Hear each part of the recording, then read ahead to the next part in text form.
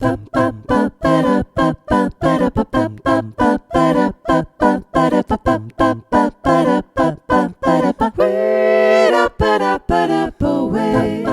à toutes, bonjour à tous et bienvenue dans Chanter en chœur, ça s'apprend, le podcast des amoureux du chant choral.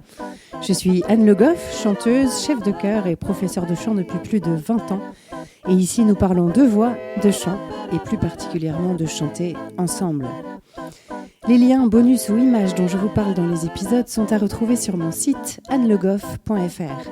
D'habitude, Le Goff, ça s'écrit en 2 mots et j'y tiens beaucoup, mais pour cette fois, Anne Le Goff, c'est tout attaché. Alors, si vous avez bien fait votre échauffement, c'est parti pour l'épisode d'aujourd'hui.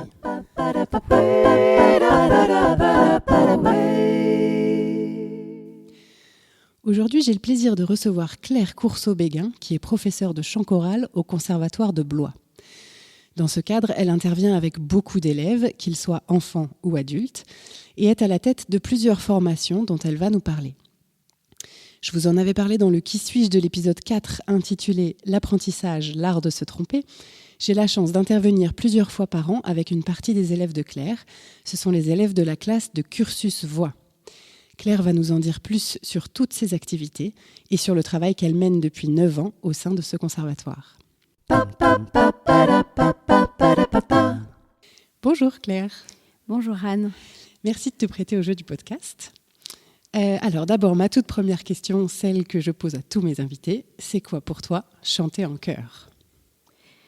Chanter en chœur, pour moi, c'est le sentiment de ne faire qu'un avec les gens qui m'entourent, les gens qui chantent autour de moi, ne faire qu'un dans le même objectif, dans le fait qu'on va construire ensemble un objet artistique, un morceau de chant choral, et d'aller tous dans la même voie, voilà, l'importance du collectif. En tout cas, ça, c'est ça le plus important pour moi. Pour moi, chanter en chœur aussi, c'est d'immenses émotions, à la fois en chantant, c'est-à-dire les vibrations que peut procurer la voix des autres et ma voix avec celle des autres. Le fait aussi que la polyphonie remplit de quelque chose, c'est-à-dire que les gens qui chantent autour de nous, qui n'ont pas la même tessiture que moi, complètent, je dirais, au niveau de l'harmonie, ce que moi j'apporte. Ça, c'est le plaisir le plus important pour moi aussi. Et construire cet objet artistique aussi, ce que je voulais dire, c'est le fait de devoir suivre ce que le chef, va là où le chef va nous emmener, en fait. Et ça me plaît beaucoup quand j'apprécie le chef, évidemment, avec lequel je chante. Cette idée de se laisser porter, tu veux dire, de se laisser porter, de découvrir son idée, quoi. Découvrir là où il veut nous emmener, dans le but de construire avec lui, quoi. Voilà. Top. Moi, c'est une jolie définition du chant choral. Alors, est-ce que tu peux nous présenter un peu plus que ce que j'ai fait dans l'introduction, les différentes activités que tu pratiques au Conservatoire de Blois et les différents ensembles que tu diriges ? Alors, à Blois, je dirige quelques 250 personnes, on va dire. Voilà. Adultes et enfants, mais en grande majorité, surtout des enfants, des adolescents. Il y a un ensemble vocal que j'ai créé à mon arrivée, qui s'appelle l'ensemble vocal OSIA, qui est un ensemble actuellement composé de 35 adultes, on va dire, voilà. Un chœur mixte, plutôt équilibré, je dirais, pour un chœur d'adultes, voilà. Et puis le reste, c'est uniquement des enfants et des adolescents. Ici, quand je suis arrivée, on m'a donné pour mission de créer un cursus voix dans ce qui s'appelle la filière voix du conservatoire. Voilà. Donc c'est pour ça que j'ai créé cette petite filière qui s'appelle le cursus voix. Donc ce cursus voix, c'est un nom un peu barbare, mais que je n'ai pas inventé, qui est un mot qui est tiré du schéma pédagogique d'orientation dédié au cursus voix, qui est en fait un cursus où les enfants s'inscrivent dans un conservatoire pour y faire de la voix leur instrument. Okay. Donc voilà, on fonctionne avec des cycles exactement comme pour les autres instruments. Voilà. Et donc là, issus des chorales qui sont des chorales d'enfants motivés, qui viennent parce qu'ils ont envie de chanter. La chorale ici au Conservatoire de Blois n'est pas obligatoire. D'accord. On y vient parce qu'on a envie. Contrairement à l'orchestre où là, c'est inscrit dans le projet d'établissement. L'orchestre est vraiment la pratique obligatoire quand on fait un instrument. Oui, souvent il y a une pratique collective obligatoire et donc là, voilà, c'est l'orchestre. Alors. C'est ça, okay. C'est ça. Et donc, la plupart du temps, les enfants qui font un instrument au conservatoire, s'ils ont envie de chanter, c'est forcément en plus, de toute façon. Donc là, j'ai un chœur de primaire, d'élèves de primaire du CE2 au CM2, donc, qui s'appelle le chœur Rigoletto. Un chœur de collégiens plutôt 6e à la 4e qui s'appelle le chœur Aïda. Et puis un ensemble de jeunes filles qui s'appelle l'ensemble Vivace. Et là, c'est plutôt de la 3e à la terminale. Voilà. Et issu de ces 3 chœurs-là, ce qui représente à peu près 65 personnes, 65 enfants, ados, j'ai 39 élèves qui sont dans la classe de cursus voix. Donc, ils viennent une 2e fois dans la semaine pour chanter en cours de petits groupes entre 3 et 5 élèves à peu près, à raison de 45 minutes ou 1 heure avec moi. Okay. Donc, ils ont, pour résumer, une heure et demie de chorale, plus cette heure-là en plus, en petits groupes. Voilà. Et pour terminer, j'ai aussi 2 groupes de chant choral dans le cadre de la formation musicale, c'est-à-dire que là, c'est 2 groupes de 30 élèves à peu près, d'élèves qui démarrent au conservatoire, qui sont trompettistes, guitaristes, pianistes, qui font un cours de formation musicale. Le cours de formation musicale dure 1 heure et ils viennent chanter 30 minutes en plus avec moi. Et pour terminer, je m'occupe aussi de la classe à horaire aménagé musique et de leur faire le chant choral à raison de 45 minutes par semaine entre le CE1 et le CM2. D'accord. Bon, mais alors tout Blois te connaît. Voilà. Alors tous les chanteurs de Blois passent entre tes mains. C'est chouette. Ça fait beaucoup de monde en tout cas, oui. Ouais. Alors, si on parle un peu justement des activités des élèves du cursus voix, donc c'est des enfants qui, en plus d'un instrument, ont aussi une formation vocale. Alors, c'est quoi pour toi le but, ce que tu veux leur inculquer, alors déjà au bout d'une année, mais aussi au bout de leur parcours, parce que ça peut durer plusieurs années. Est-ce que, par exemple, ton idée, c'est d'en faire, des futurs chanteurs pros, ou bien est-ce que tu vois plus cet apprentissage comme une préparation à la vie, plus globalement, un enrichissement personnel, ou autre chose encore que tu voudrais nous partager ? Alors, ça pourrait être tout à la fois, dans la mesure où, principalement, évidemment, les élèves que j'ai dans ce cursus voix sont des élèves qui font effectivement un autre instrument, on va dire à 95%. Donc, ils sont pianistes, guitaristes, flûtistes. Et donc, je me dois, je pense, en tout cas, de leur apporter effectivement cette pratique vocale pour compléter déjà ce qu'ils font dans leur instrument. La pratique respiratoire, mais en fait, tout instrumentiste devrait chanter. Voilà. Et donc, je pense que c'est tellement important de leur apporter tout ça et que ça nourrit, je le sens que ça nourrit ce qu'ils font à côté. Voilà. Bon, pour moi, c'est vraiment cette première mission qui m'importe le plus. Après, effectivement, parce que aussi, il faut avoir le temps dans la semaine de faire tout ça. Et donc parfois, j'ai 2 types d'élèves. J'ai à la fois les élèves qui vont passer 2-3 ans maximum, juste pour compléter un petit peu leur formation d'instrumentiste. Mais après, il va y avoir aussi les élèves extrêmement motivés qui, là, vont faire tout le cursus. Voilà. Le cursus, d'ailleurs, c'est un premier cycle, un deuxième cycle, et le troisième cycle délivre un CEM, donc c'est un certificat d'études musicales. D'accord. Donc c'est un certificat de pratique amateur, en fait. Voilà.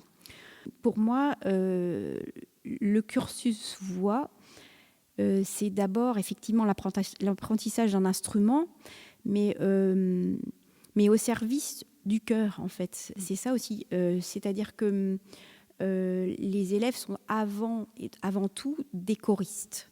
Et ce que j'ai envie de leur apporter, c'est effectivement, dans ce petit cours de cursus en petits groupes, c'est le fait de leur apporter une autonomie. C'est-à-dire que j'ai envie que ces élèves-là soient des moteurs dans le chœur, parce que, voilà, ils auront une technique vocale plus aboutie, ils auront une oreille qui, effectivement, est plus apte à chanter en polyphonie un peu plus tôt que les autres, et du coup, vont être des éléments moteurs pour les autres personnes du chœur. Et puis, je me suis vraiment aperçue surtout ces derniers temps, avec notre façon d'enseigner qui a été si particulière pendant ces temps de Covid, où on enseignait à distance parfois. La voix, effectivement, je crois que c'est un outil pour vraiment un épanouissement de l'enfant et de l'adolescent, ou en tout cas ça montre un chemin, on va dire, et ça remet dans les rails aussi parfois l'élève qui peut avoir envie d'aller ailleurs, envie d'être un peu, je veux dire, attiré par d'autres choses qui peuvent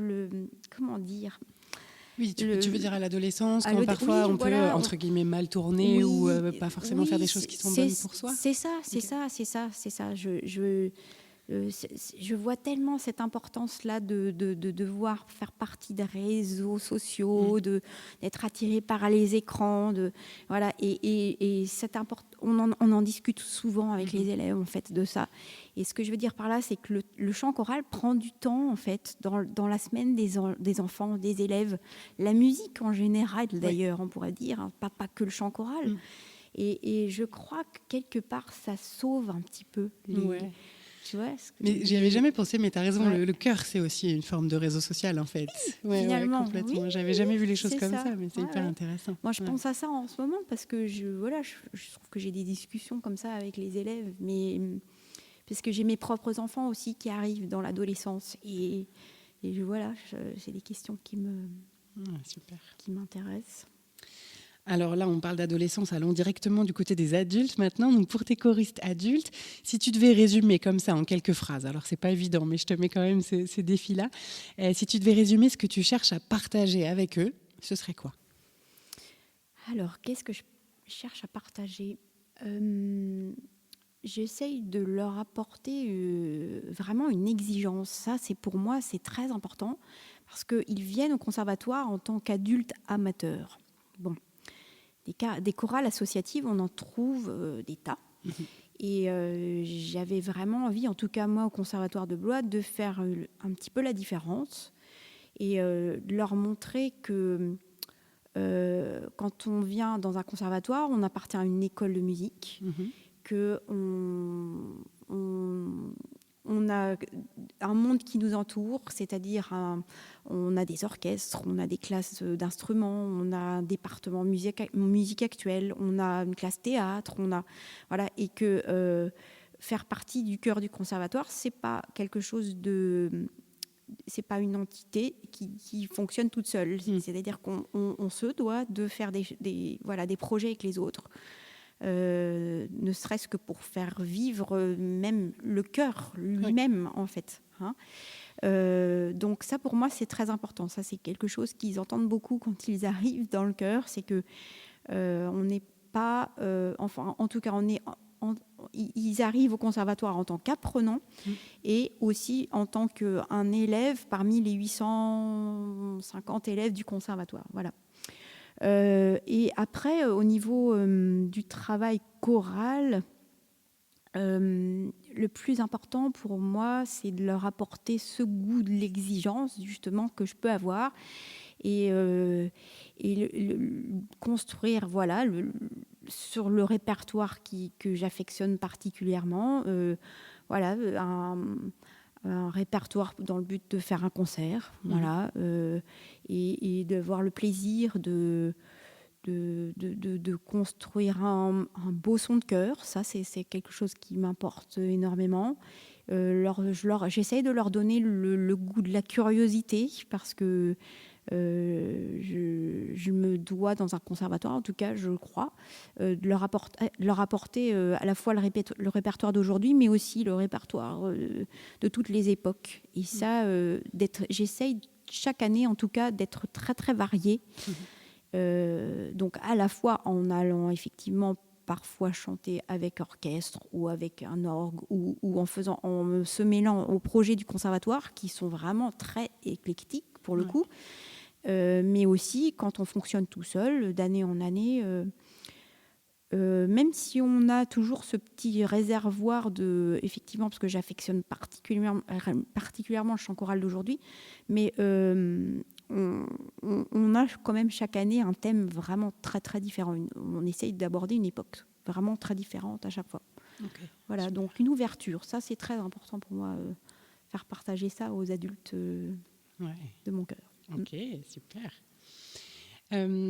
Alors, tu as déjà répondu à une partie de la question, mais on va la continuer quand même. Est-ce que dans les projets que tu montes, que ce soit avec les enfants ou avec les adultes, est-ce que tu fais une place particulière au corps ? Est-ce qu'il y a parfois des mises en espace, des mises en scène peut-être ? Et puis aussi, et c'est à ça que tu as partiellement répondu, une transversalité, puisque c'est très à la mode comme mot, avec d'autres disciplines. Alors, je crois énormément que chanter ne peut se faire qu'en mouvement, en fait. Ça, c'est vraiment quelque chose auquel je crois depuis quelques temps déjà. Donc, ne serait-ce que déjà dans l'échauffement vocal et corporel du début de chaque séance, avec les enfants, les ados et les adultes. Même les adultes, pour moi... la plus simple des petites vocalises ne peut pas se faire sans qu'on l'accompagne. Je fais de plus en plus, en tout cas, et ça devient naturel pour tout le monde, accompagné d'un geste ou d'un mouvement ou avec les enfants, on fera peut-être effectivement une petite chorégraphie voilà. Mais en tout cas, avec les adultes, ce petit moment-là, effectivement, où on accompagne la vocalise avec un geste, elle est toujours, effectivement, de toute façon, pour rendre service à la technique vocale. Voilà, pour moi, c'est ça, en tout cas. L'importance de la posture aussi, c'est énorme. Et après, voilà, chanter avec le mouvement et le bon geste qui accompagne, ça, pour moi, c'est très important. Après, quand on construit effectivement un répertoire, alors avec les adultes, j'affectionne beaucoup le fait de mettre en espace effectivement ce qu'on fait, surtout dans le répertoire de chant choral d'aujourd'hui. Je suis inspirée énormément du travail de Loïc Pierre et de son chœur Microcosmos, parce qu'effectivement, maintenant, je ne vois plus autrement les choses, c'est-à-dire que pour apporter les plus grandes émotions aux spectateurs, je crois effectivement que ce n'est plus en frontal, c'est-à-dire le chœur devant et les spectateurs derrière, qu'on apporte le plus d'émotions. En tout cas, ça c'est sûr et certain, pour l'avoir vécu et de nombreuses fois. Et ça, d'ailleurs, juste cette petite parenthèse-là, parce que c'est pour moi énorme, tout ce que Loïc Pierre a pu nous apporter, ou nous apporte encore avec sa programmation au Festival de la Voix à Châteauroux. Voilà, c'est vraiment aussi toutes ces choses-là qui m'ont fait évoluer, en tout cas en tant que chef. C'est d'avoir vécu, en tant que spectatrice, des émotions les plus grandes qui soient, quand voilà, on a un chœur qui se déplace, un chœur qui déambule, un chœur qui nous entoure, un chœur qui est parmi nous, même presque des fois sur nos genoux, et qui font que voilà, la voix c'est fait pour parler dans l'oreille, quoi. Vraiment, je crois qu'effectivement, voilà.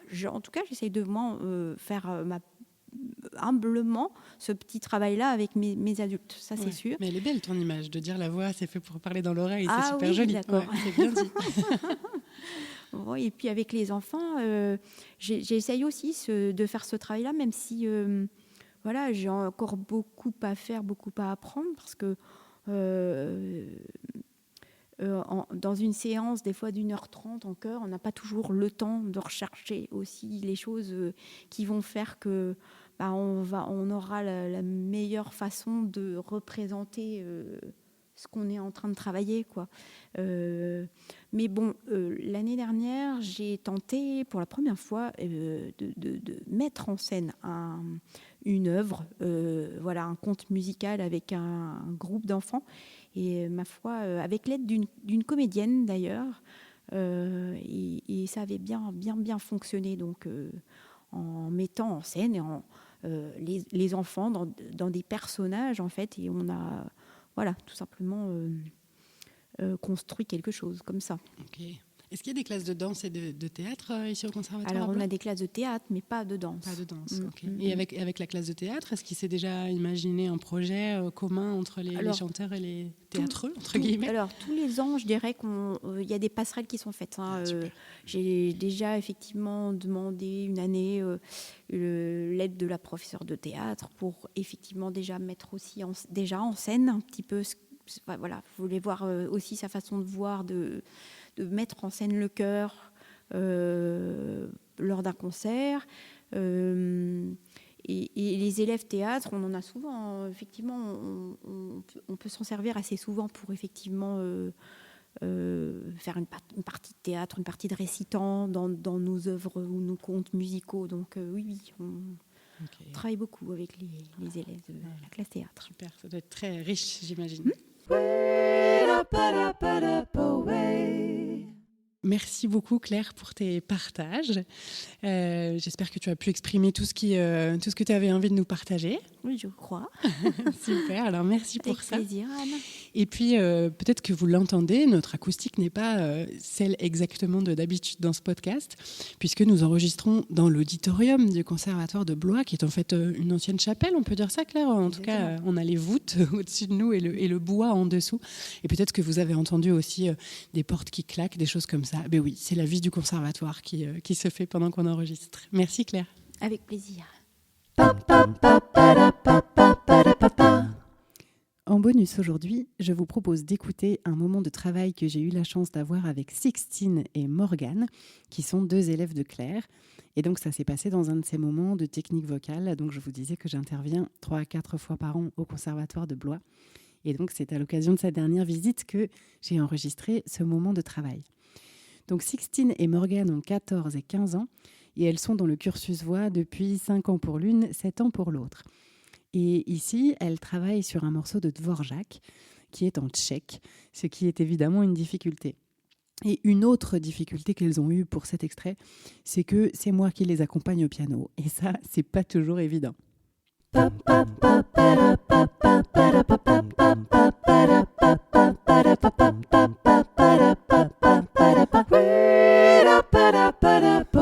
J'espère que cet épisode vous a plu. Si c'est le cas, je vous invite à vous abonner au podcast pour ne pas rater les épisodes suivants et surtout à me mettre plein de petites étoiles et de commentaires sur la plateforme où vous l'avez trouvé. Ça me sera d'une grande aide pour le faire découvrir à davantage de passionnés de chant en chœur. N'hésitez pas bien sûr à en parler à vos camarades choristes, mais pas pendant la répétition, et même à votre chef de chœur. C'est toujours intéressant pour eux d'avoir des ressources et pour moi d'avoir des retours. Si vous aimez mon travail, vous pouvez aussi me soutenir en prenant un abonnement sur Patreon. C'est une plateforme de financement participatif et les abonnements démarrent à 1 € par mois. Ça me permettra de continuer sereinement à réaliser ce podcast. Rendez-vous sur le site Patreon, Patreon, et vous cherchez Chanter en chœur tout attaché.